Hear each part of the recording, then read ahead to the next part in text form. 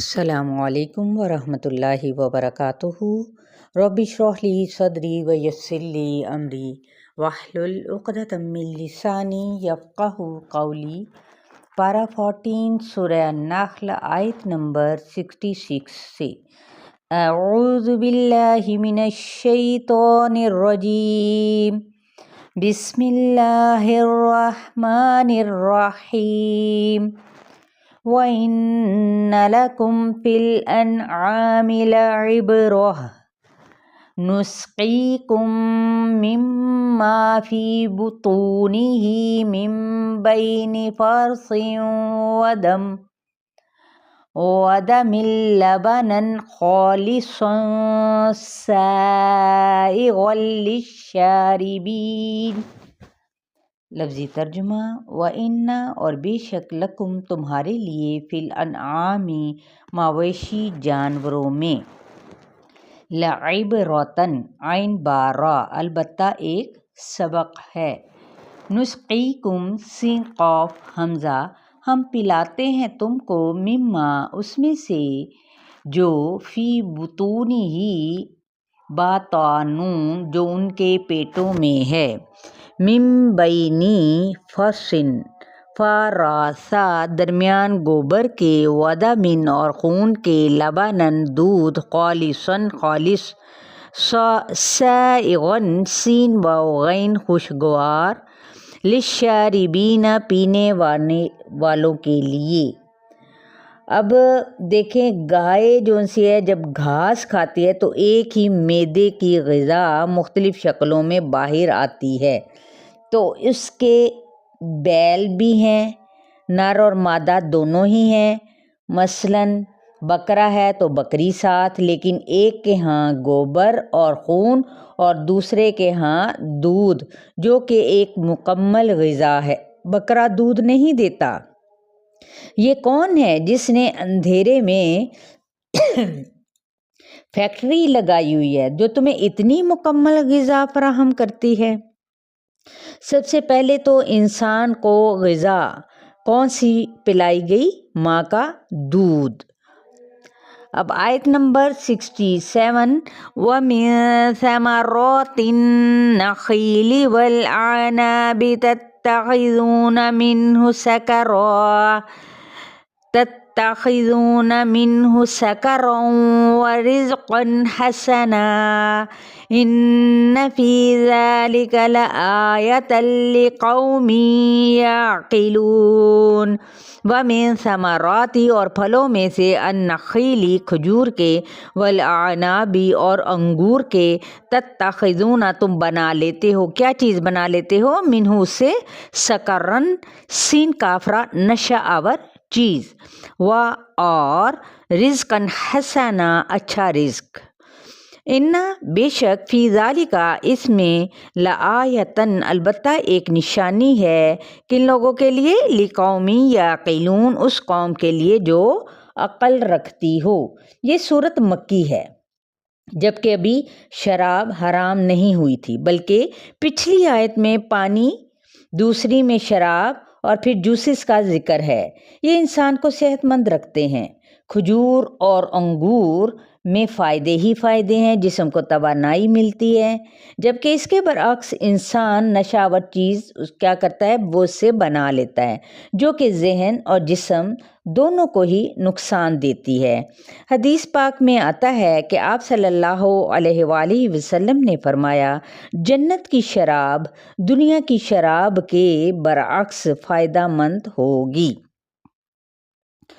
وَأَوْحَى رَبُّكَ إِلَى النَّحْلِ أَنِ اتَّخِذِي مِنَ الْجِبَالِ بُيُوتًا وَمِنَ الشَّجَرِ وَمِمَّا يَعْرِشُونَ۔ وَأَوْحَى اور وحی کی تیرے رب نے، إِلَى النَّحْلِ شہد کی مکھی کی طرف، یہ ہے جو عام مکھی بڑی چیز سے کیا کہتے ہیں، اس سے بڑی ہوتی ہے، یعنی عام مکھی سے زیادہ بڑی ہوتی ہے۔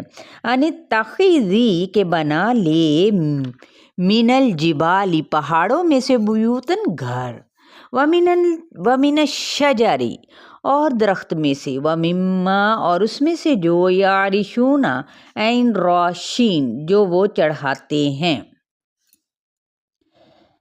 اب شاہین بلندیوں پر اپنا گھر بناتا ہے اور اسی طرح مکھی بھی، کیوں؟ تاکہ وہ زمین کے کیڑے مکوڑوں سے محفوظ رہے اور آب و ہوا بھی ملے۔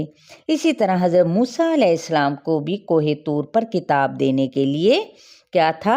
انہیں بلایا گیا تھا، تو پہلا گھر پہاڑی پر ہی تھا۔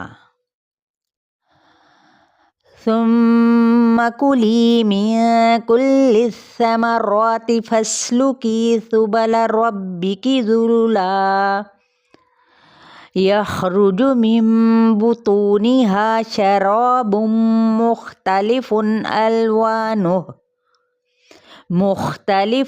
الوانه فیہ شفاء للناس ان فی ذلک لآیۃ لقوم یتفکرون۔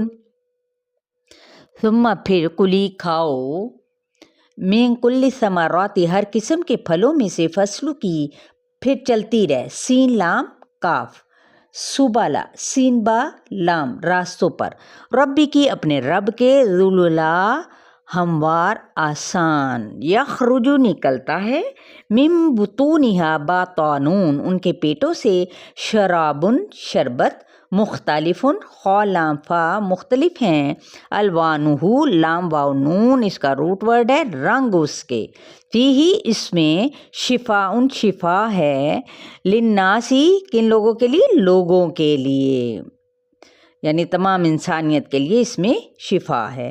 انا بے شک، فی ذالک اس میں، لآیتن البتہ ایک نشانی ہے، لقوم یتفکرون اس قوم کے لیے جو غور و فکر کرتی ہو۔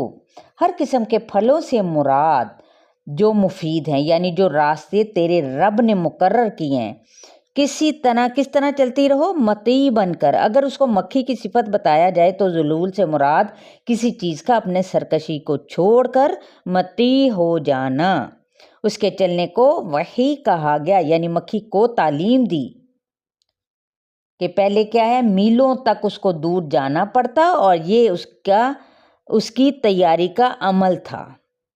یخرج کا عمل یعنی پروڈکشن کا، شراب اردو میں اور شربت عربی میں کہا جاتا ہے۔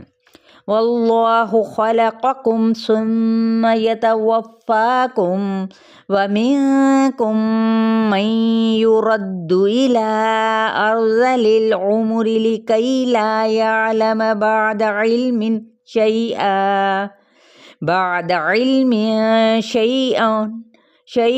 ان اللہ علیم قدیر۔ واللہ اور اللہ تعالیٰ نے، خلقکم پیدا کیا تم کو، ثم پھر، یتوفاکم فوت کرتا ہے تم کو، ومنکم اور تم میں سے، من یرد را دال دا کوئی پھیرا جاتا ہے، الی طرف، ارذل العمر را لام حقیر ترین یا حقیر تر عمر کی طرف، لکی لا تاکہ نہ، یعلم جانے، بعد علم شیئا علم کے بعد کچھ بھی، ان اللہ بے شک اللہ تعالیٰ، علیم علم والا ہے، قدیر قدرت والا ہے۔ تو یہ ہم مزید اس کو اگلی آیات کے اندر اس کا باقاعدہ طور پہ تفسیر کو دیکھیں گے۔